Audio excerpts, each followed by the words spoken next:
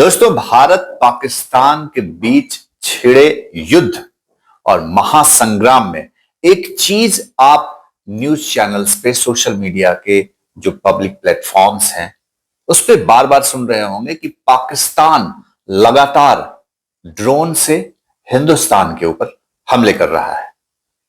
Hamas आतंकी संगठन ने जिस तरह इजराइल पे कई ड्रोन्स लगातार दाग कर हमले करे थे, बम विस्फोट करवाया था इजराइल के अंदर, ठीक उसी स्टाइल में पाकिस्तान जो है वो इंडिया में 100, 200, 400 ड्रोन्स भेज रहा है और सिविलियंस पे, आम लोगों पे, निर्दोष लोगों पे हमले करने की कोशिश कर रहा है। यह और बात है कि हिंदुस्तान का S-400 डिफेंस सिस्टम जो है वो उसके सारे हमलों को नाकाम कर दे रहा है। लेकिन सवाल यह उठता है कि आखिर पाकिस्तान जैसे कंगाल देश के पास इतने ड्रोन्स आए कहां से? पाकिस्तान जो लड़ाई लड़ रहा है उसमें उसके जो तमाम हथियार हैं वो ऑलमोस्ट सभी हथियार जो है वो उधार के हैं। लेकिन ये जो लगातार ड्रोन के हमले पाकिस्तान हिंदुस्तान के ऊपर कर रहा है, मैं आपको बताता हूं कि ये ड्रोन्स किसने भेजे हैं। पाकिस्तान को इतनी बड़ी तादाद में ड्रोन्स भेजे हैं टर्की ने। जी हां, बिल्कुल सही सुना आपने। जैसे आज की डेट में तुर्की के नाम से जानते हैं, टर्की एक मुस्लिम बहुल देश जो पाकिस्तान का हिमायती बनकर इस जंग में बैकडोर से उसे सपोर्ट कर रहा है। टर्की की इतनी औकात नहीं है कि वो खुले तौर पे पाकिस्तान की तरफ से हिंदुस्तान से लड़ सके, इसलिए बैकडोर से वेपन्स सप्लाई करके, हथियार देके, ड्रोन्स देके, मिसाइलें देके वो पाकिस्तान को पीछे से सपोर्ट कर रहा है ताकि पाकिस्तान हिंदुस्तान के सामने कुछ दिन टिक जाए, अपनी थोड़ी सी इज्जत बचा ले, क्योंकि हार तो उसकी तय है। टर्की वही देश है जिसने पाकिस्तान के निर्माण के समय 1947 में जब भारत से पाकिस्तान अलग हुआ था तो टर्की पहला देश था जिसने पाकिस्तान को एक स्वतंत्र देश के रूप में मान्यता दी थी। पाकिस्तान और टर्की के झंडे को अगर आप देखेंगे तो दोनों के झंडों में भी काफी सिमिलैरिटी है।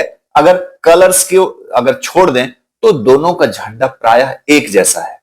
न सिर्फ झंडा एक जैसा है बल्कि दोनों देशों की फितरत भी लगभग एक जैसी है। टर्की पाकिस्तान को सिर्फ इस्लामोफोबिया के नाम पे सपोर्ट कर रहा है, मुसलमान देश होने के नाम पे सपोर्ट कर रहा है, लेकिन वहीं दूसरी तरफ हिंदुस्तान के मुसलमान एक साथ एक स्वर में पाकिस्तान की जबरदस्त मजम्मत कर रहे हैं। टर्की पाकिस्तान को हथियार सप्लाई कर रहा है, ड्रोन सप्लाई कर रहा है, जिसकी बदौलत पाकिस्तान भारत पर हमला करने की हिमाकत कर रहा है। मैंने बताया कि टर्की ने पहली बार पाकिस्तान बंटवारे के बाद उसे मान्यता दी थी और टर्की में जो खलीफा बनने की जो जंग थी उसे आजादी के पहले से जो पाकिस्तानी हिंदुस्तान में रहते थे उस समय से वो लोग टर्की को सपोर्ट करते थे और पाकिस्तान बनने के बाद भी खलीफा बनने वाला जो रेस है उसमें टर्की को पाकिस्तान ने काफी सपोर्ट किया। हालांकि टर्की में इंडियन टूरिस्ट के जाने का रेशियो भी बहुत बड़ा है। कहा जाता है कि टर्की में जाने वाले टूरिस्ट में इंडियन टूरिस्ट तीसरे या चौथे नंबर पे आते हैं, क्योंकि जितने भी टूरिस्ट यहां से टर्की जाते हैं वहां का जो अर्थव्यवस्था है, जो रेवेन्यू जनरेट होता है टूरिज्म से, मतलब आप समझिए कि यहां से जो टूरिस्ट टर्की जा रहे हैं घूमने, उसके अर्थव्यवस्था को मजबूत कर रहे हैं। उन्हीं पैसों से वो हथियार बना रहा है, वो हथियार पाकिस्तान को दे रहा है और पाकिस्तान उन्हीं हथियारों का इस्तेमाल हमारे आम देशवासियों को, सिविलियंस को, भोली भाली जनता के ऊपर हमले करने में कर रहा है। हालांकि टर्की के इतिहास से कुछ दिलचस्प बातें और भी जुड़ी हुई है। कहा जाता है कि टर्की ने जब जब किसी देश का किसी युद्ध में साथ दिया उस देश के टुकड़े ही हुए। कई ऐसे देश हैं, आप उदाहरण के लिए अब पाकिस्तान को ही टर्की ने 1971 में सपोर्ट किया था, पाकिस्तान दो टुकड़े हो गया और बांग्लादेश बना। इवन जो टर्की ने एक बार मलेशिया को सपोर्ट किया था और मलेशिया देश टूटकर एक अलग देश सिंगापुर का निर्माण हुआ। टर्की ने सीरिया जैसे देश का भी सपोर्ट किया और टर्की हर देश को सिर्फ मुसलमान और इस्लाम के नाम पे सपोर्ट करता है। वो तथ्यों को नहीं देखना चाहता है कि ये जो मुल्क हैं, ये जो लोग हैं, ये दहशतगर्दी में शामिल हैं, ये मानवता के दुश्मन हैं। बस वो इस्लाम और मुस्लिम होने के नाते हर उस देश को सपोर्ट करता है। और टर्की का ट्रैक रिकॉर्ड है कि उसने जिस देश को भी सपोर्ट किया है उसके टुकड़े होना तय है। रिसेंटली उसने सीरिया को सपोर्ट किया और आप जानते हैं कि सीरिया की हालत कितनी बद से बदतर हो गई। सीरिया के एक नहीं, दो नहीं, 4-5 टुकड़े हो गए। और इस बार टर्की पाकिस्तान को सपोर्ट कर रहा है, तो यकीन मानिए इस बार पाकिस्तान से बलूचिस्तान नाम का एक नया देश निसंदेह निकलने वाला है। बहुत सारे लोग टर्की के इस फैसले को गद्दारी का नाम दे रहे हैं। वो कह रहे हैं कि टर्की तो बिल्कुल गद्दार निकला। कैसे? क्योंकि टर्की में जब भूकंप आया था, टर्की जब विनाशकारी भूकंप का शिकार हुआ था, तो भारत पहला देश था जो राहत सामग्री लेकर वहां पहुंचा था। दोस्तों, हिंदुस्तान का पूरा ट्रैक रिकॉर्ड ही ऐसा है कि वो लोगों की सेवा के लिए सदैव तत्पर रहता है, अपनी क्षमताओं से बढ़कर हर कंट्री को सपोर्ट करता है जो मानवता के भले के लिए सोचता है या उसकी बात करता है। टर्की जैसा देश जो पाकिस्तान जैसे आतंकवादी देशों को, दहशतगर्दी फैलाने वाले देशों को सपोर्ट कर रहा है, उसी टर्की को हिंदुस्तान ने भूकंप के समय बड़ी मानवीय सहायता पहुंचाई थी। हिंदुस्तान एक ऐसा देश है जो मानवीय आधार पे सभी लोगों की मदद करता है। पाकिस्तान की भी बहुत मदद की हिंदुस्तान ने, लेकिन अब हिंदुस्तान में नेतृत्व अलग है, जमाना अलग है। अब हिंदुस्तान वैसा फैसला नहीं लेता जो पूर्व की सरकारें लिया करती थी।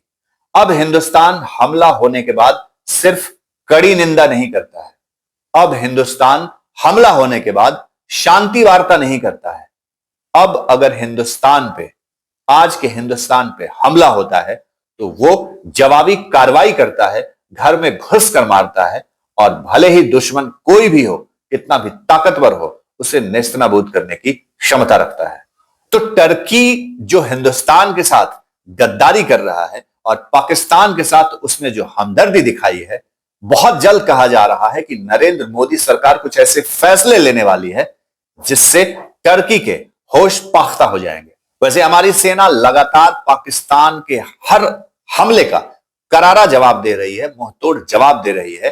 पाकिस्तान के रिसेंट जो अटैक्स में कहा जा रहा है कि उसके मेजर एयर बेसिस को डैमेज किया गया है और हमारा जो डिफेंस सिस्टम है उसके कई शहरों के डिफेंस सिस्टम को तबाह कर चुका है। और ऐसे में एक बड़ा प्रश्न ये उठ रहा है, जो सूत्रों के हवाले से खबर आ रही है, उसमें यह कहा जा रहा है कि भारत की प्लानिंग अब एक बहुत बड़े युद्ध लड़ने की शुरू हो चुकी है और अब जल्द ही उसे अमली जामा भी पहनाया जाएगा।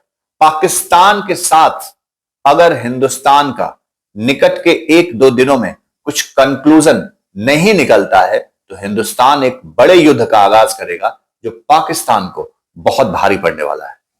टर्की जैसे मुस्लिम देशों के बारे में आप क्या सोचते हैं? क्या राय है आपकी? क्या सिर्फ इस्लाम के नाम पे, मुसलमान के नाम पे आतंकवाद फैलाने वाले लोगों का साथ दिया जा सकता है?